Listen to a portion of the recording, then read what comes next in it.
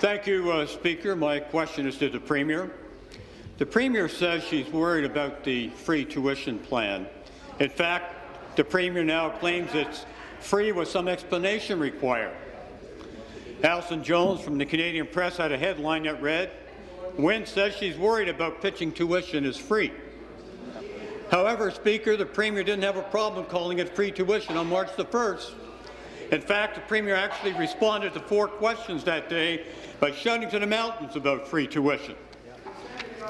It's only when students looked at the fine print did the Premier add her asterisk. The Premier knows, Speaker, that the government's original claims of free tuition are simply wrong. Mr. Speaker, this government can't even get free tuition right. Question. Can they get anything right?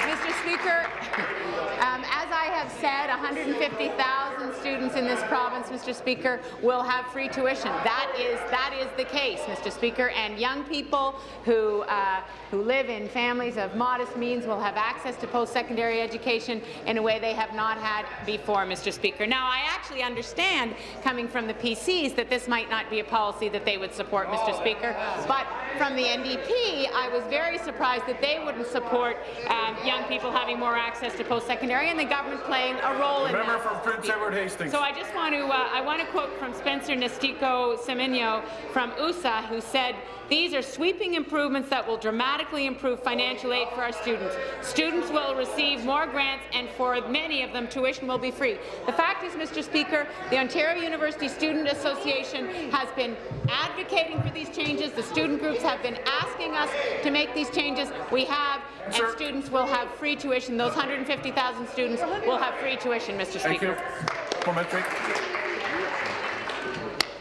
Speaker, again to the Premier.